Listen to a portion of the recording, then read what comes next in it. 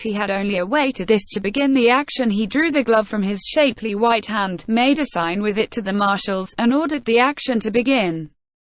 The marshals, accompanied by adjutants, galloped off in different directions, and a few minutes later the chief forces of the French army moved rapidly toward those Pratzen heights which were being more and more denuded by Russian troops moving down the valley to their left. Chapter 15. At 8 o'clock Kutuzov rode to Pratzen at the head of the fourth column. Miloradovich's, the one that was to take the place of Przebyszewski's and Langeron's columns which had already gone down into the valley. He greeted the men of the foremost regiment and gave them the order to march, thereby indicating that he intended to lead that column himself. When he had reached the village of Pratzen, he halted. Prince Andrew was behind, among the immense number forming the commander-in-chief's suite. He was in a state of suppressed excitement and irritation, though controlledly calm as a man is at the approach of a long-awaited moment. He was firmly convinced that this was the day of his Toulons, or his bridge of Arcola. How it would come about he did not know, but he felt sure it would do so. The locality and the position of our troops were known to him as far as they could be known to anyone in our army. His own strategic plan, which obviously could not now be carried out, was forgotten. Now, entering into Weyrother's plan, Prince Andrew considered possible contingencies and formed new projects such as might call for his rapidity of perception and decision. To the left, down below in the mist, the musketry fire of unseen forces could be heard. It was there Prince Andrew thought the fight would concentrate. There we shall encounter difficulties, and there, thought he, I shall be sent with a brigade or division, and there, standard in hand, I shall go forward and break whatever is in front of me. Single quote. He could not look calmly at the standards of the passing battalions. Seeing them, he kept thinking, that may be the very standard with which I shall lead the army. Single quote. In the morning all that was left of the night mist on the heights was a hoar frost now turning to dew, but in the valleys it still lay like a milk-white sea. Nothing was visible in the valley to the left into which our troops had descended and from whence came the sounds of firing. Above the heights was the dark clear sky, and to the right the vast orb of the sun. In front, far off on the farther shore of that sea of mist, some wooded hills were discernible, and it was there the enemy probably was, for something could be descried. On the right the guards were entering the misty region with a sound of hoofs and wheels and now and then a gleam of bayonets. To the left, beyond the village, similar masses of cavalry came up and disappeared in the sea of mist. In front and behind moved infantry. The commander-in-chief was standing at the end of the village, letting the troops pass by him. That morning Kutuzov seemed worn and irritable. The infantry passing before him came to a halt without any command being given, apparently obstructed by something in front. "Do order them to form into battalion columns and go round the village," he said angrily to a general who had ridden up. "Don't you understand, Your Excellency, my dear sir, that he must not defile through narrow village streets when we are marching against the enemy?" Single quote. "I intended to reform them beyond the village, Your Excellency," answered the general. Kutuzov laughed bitterly. "You'll make a fine thing of it, deploying in sight of the enemy." "Very fine." Single quote. "The enemy is still far away, Your Excellency, according to the dispositions." Single quote. "The dispositions?" exclaimed Kutuzov bitterly. "Who told you that?" "Kindly do as you're ordered." Single quote. "Yes, sir." Single quote. "My dear fellow," Nesvitsky whispered to Prince Andrew, "the old man is as surly as a dog." Single quote. An Austrian officer in a white uniform with green plumes in his hat galloped up to Kutuzov and asked in the emperor's name had the fourth column advanced into action. Kutuzov turned round without answering, and his eye happened to fall upon Prince Andrew, who was beside him. Seeing him, Kutuzov's malevolent and caustic expression softened, as if admitting that what was being done was not his adjutant's fault, and still not answering the Austrian adjutant, he addressed Bolkonsky. "Go, my dear fellow, and see whether the 3rd Division has passed the village. Tell it to stop and await my orders." Single quote. Hardly had Prince Andrew started than he stopped him, and asked whether sharpshooters have been posted. He added, "What are they doing? What are they doing?" he murmured to himself, still not replying to the Austrian. Prince Andrew galloped off to execute the order. Overtaking the battalions that continued to advance, he stopped the 3rd Division and convinced himself that there really were no sharpshooters in front of our columns. The colonel at the head of the regiment was much surprised at the commander-in-chief's order to throw out skirmishes. He had felt perfectly sure that there were other troops in front of him and that the enemy must be at least 6 miles away. There was really nothing to be seen in front except a barren descent hidden by dense mist. Having given orders in the commander-in-chief's name to rectify this omission, Prince Andrew galloped back. Kutuzov, still in the same place, his stout body resting heavily in the saddle with the lassitude of age, sat yawning wearily with closed eyes. The troops were no longer moving, but stood with the butts of their muskets on the ground.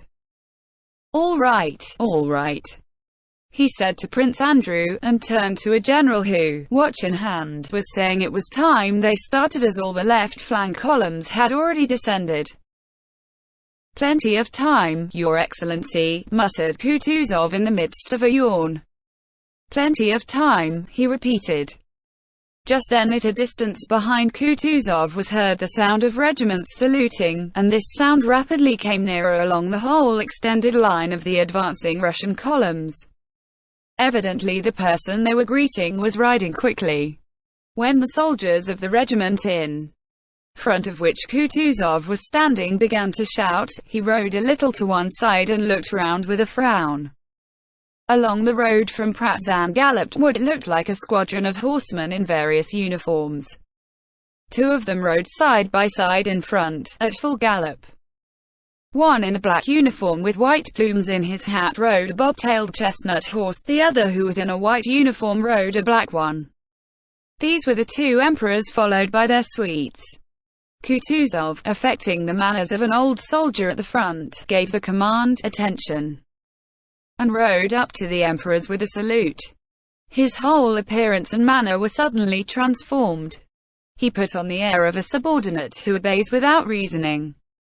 With an affectation of respect which evidently struck Alexander unpleasantly, he rode up and saluted. This unpleasant impression merely flitted over the young and happy face of the emperor, like a cloud of haze across a clear sky, and vanished. After his illness he looked rather thinner that day than on the field of Olmütz, where Bolkonsky had seen him for the first time abroad. But there was still the same bewitching combination of majesty and mildness in his fine grey eyes, and on his delicate lips the same capacity for varying expression and the same prevalent appearance of good-hearted innocent youth. At the Olmütz review he had seemed more majestic. Here he seemed brighter and more energetic. He was slightly flushed after galloping 2 miles, and reining in his horse he sighed restfully and looked round at the faces of his suite, young and animated as his own. Czartoryski, Novosoltsev, Prince Volkonsky, Stroganov, and the others, all richly dressed gay young men on splendid, well-groomed, fresh, only slightly heated horses, exchanging remarks and smiling, had stopped behind the emperor. The Emperor Francis, a rosy, long-faced young man, sat very erect on his handsome black horse, looking about him in a leisurely and preoccupied manner. He beckoned to one of his white adjutants and asked some question. "Most likely he is asking at what o'clock they started," thought Prince Andrew, watching his old acquaintance with a smile he could not repress as he recalled his reception at Brunn. In the Emperor's suite were the picked young orderly officers of the Garden Line regiments, Russian and Austrian.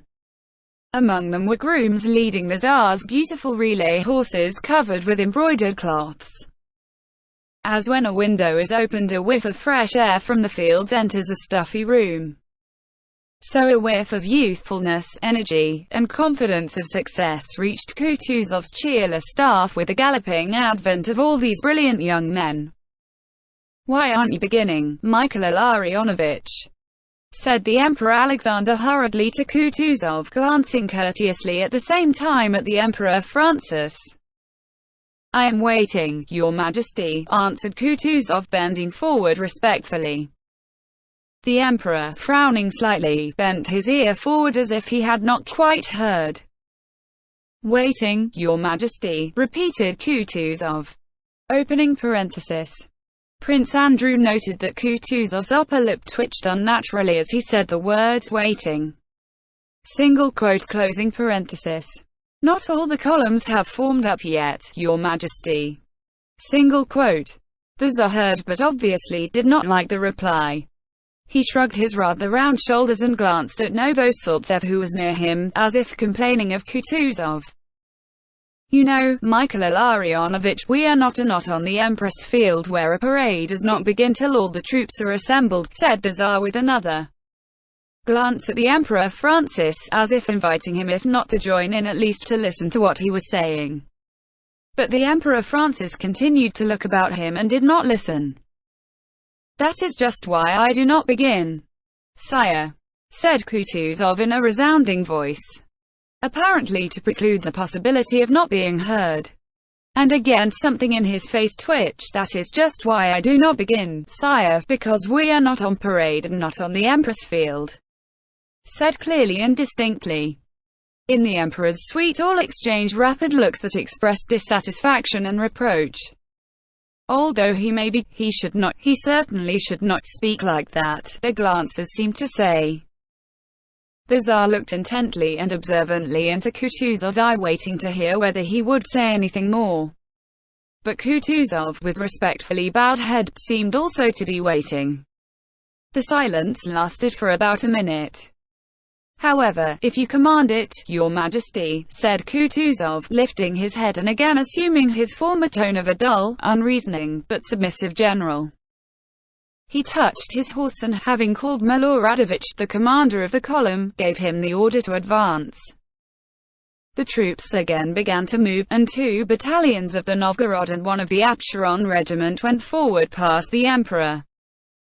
As this Absheron battalion marched by, the red-faced Miloradovich, without his greatcoat, with his orders on his breast and an enormous tuft of plumes in his cocked hat worn on one side with its corners front and back, galloped strenuously forward, and with a dashing salute reined in his horse before the Emperor. "God be with you, General," said the Emperor. "Ma foi, sire, now sferens ce qui sera dans notre possibility, sire," he answered gaily, raising nevertheless ironic smiles among the gentlemen of the Tsar's suite by his poor French. "Indeed, sire, we shall do everything it is possible to do, sire." Single quote. Miloradovich wheeled his horse sharply and stationed himself a little behind the Emperor. The Absheron men, excited by the Tsar's presence, passed in step before the Emperors and their suites at a bold, brisk pace. "Lads!" shouted Miloradovich in a loud, self-confident, and cheery voice, obviously so elated by the sound of firing, by the prospect of battle, and by the sight of the gallant Absherons, his comrades in Suvorov's time, now passing so gallantly before the Emperors that he forgot the sovereign's presence. "Lads, it's not the first village you've had to take," cried he. "Glad to do our best," shouted the soldiers. The Emperor's horse started at the sudden cry. This horse that had carried the sovereign at reviews in Russia bore him also here on the field of Austerlitz, enduring the heedless blows of his left foot and pricking its ears at the sound of shots just as it had done on the Empress Field. Not understanding the significance of the firing, nor of the nearness of the Emperor Francis's black cob, nor of all that was being said, thought, and felt that day by its rider, the Emperor turned with a smile to one of his followers and made a remark to him, pointing to the gallant Absherons. Chapter 16. Kutuzov, accompanied by his adjutants, rode at a walking pace behind the carabineers. When he had gone less than half a mile in the rear of the column, he stopped at a solitary, deserted house that had probably once been an inn, where two roads parted. Both of them led downhill and troops were marching along both. The fog had begun to clear and enemy troops were already dimly visible about a mile and a half off on the opposite heights. Down below, on the left, the firing became more distinct. Kutuzov had